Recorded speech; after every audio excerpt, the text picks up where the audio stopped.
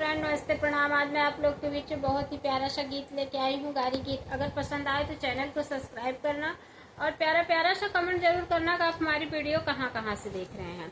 बहुत ही प्यारा सा गारी गीत आप लोग के बीच में लेके आए हैं। चलिए हम चलते हैं गीत की तरफ। बहुत ही प्यारा सा गारी गीत है। सोने के सिंहासन बैठाई राजा दशरथ, अरे अरज कराई श्री राम। हाँ, सीताराम से भजो, अरे अरज कराई श्री राम। हाँ, सीताराम से भजो, कहते पिताजी जनकपुर जाईती, अरे देखी आईती अपनी ससुरारी। हाँ, सीताराम से भजो, अरे देखी आईती अपनी ससुरारी। हाँ, सीताराम से भजो, इतनी वचन सुने राजा दशरथ होय, झपटी के सोनारा भोलाए।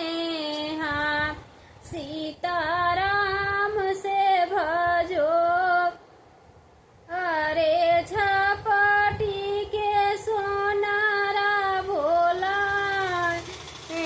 हाँ, सीताराम से भजो,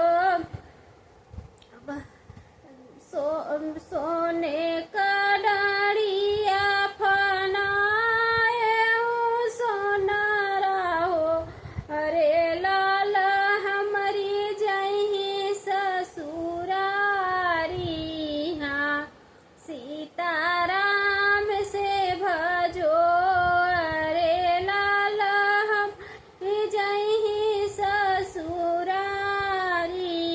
हाँ, सीताराम से भजो, जाई के पहुँचे जनक जी के द्वारे हो, आई के पहुँचे जनक जी के द्वारे, अरे सासु जी आरती उतारई।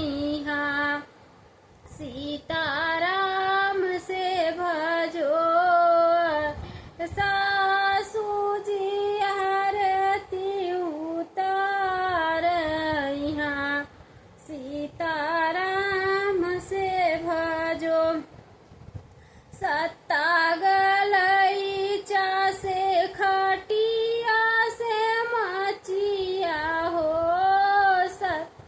गलईचा खटिया से मचिया, अरे पाहुन हमरे घर अधिकारी।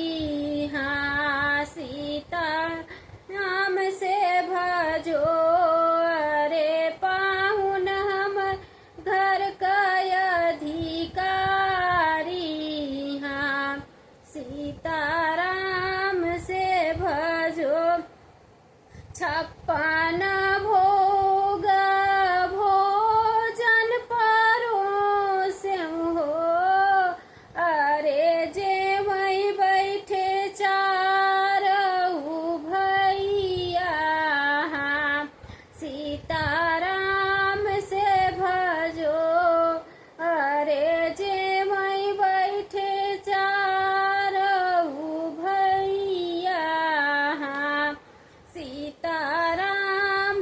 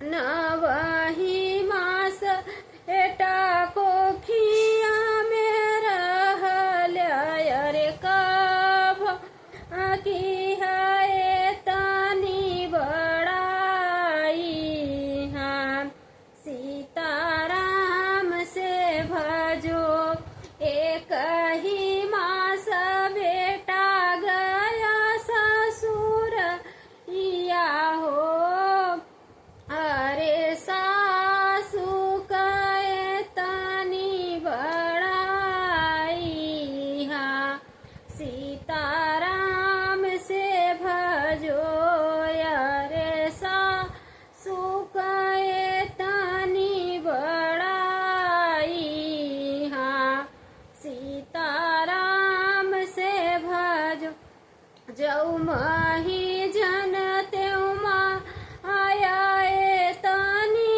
दुख होई अरे आ जाते ससुरारी हाँ सीताराम से भजो नीति नीति बाढ़ई बेटा तोरा ससुररिया हो अरे हो इतिया नीति गारी सीताराम से भजो।